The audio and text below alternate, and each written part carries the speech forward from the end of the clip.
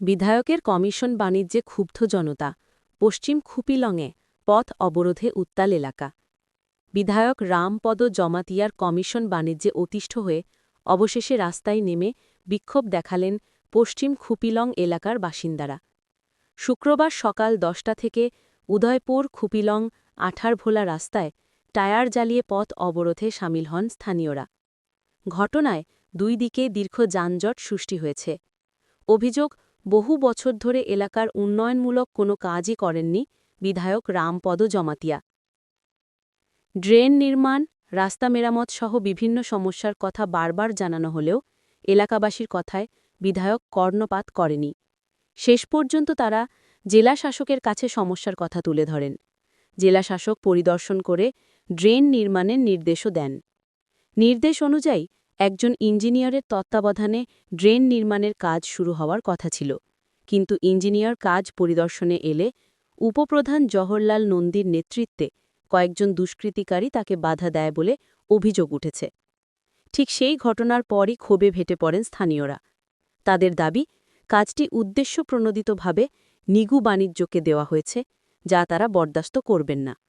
বাধা দেওয়ার ঘটনায় তারা উপপ্রধান জওহরলাল নন্দী ও বিধায়ক রামপদ জমাতিয়ার বিরুদ্ধে ক্ষোভ প্রকাশ করে পথ অবরোধে বসেন। অবরোধকারীদের সাফ বক্তব্য, জেলাশাসক নিজে না এলে এবং ঘটনাটি নিরসনে উদ্যোগ না নিলে রাস্তা থেকে উঠব না।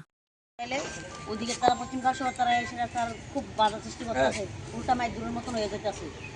তারা কাজটা শুরু করতে দিতেছে না। এলাকা আজকে রাস্তা অবরোধ করছি আমরা, রাস্তা করুন, রাস্তা হইতে হইব। এই কারণে রাস্তা অবরোধ করছি।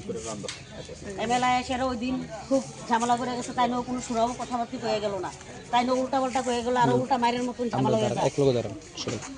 তাই একজন এমএল মানুষ হয়েছিল, তাই একটা যুক্তিসঙ্গ কথাও তেনে কয়ে গেল না, যে একটা বুঝে মধ্যে একটা কথা কয়ে যাক না।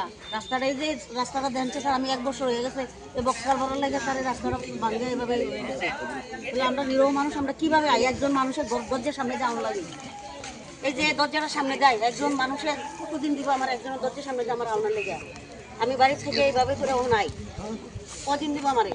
তখন আগের ইঞ্জিনিয়ার কাজটা করাইতে হলে তারা বাধা সৃষ্টি করে উল্টা মাইগ্রেট করতে আর করে গাড়িটা করে তারা।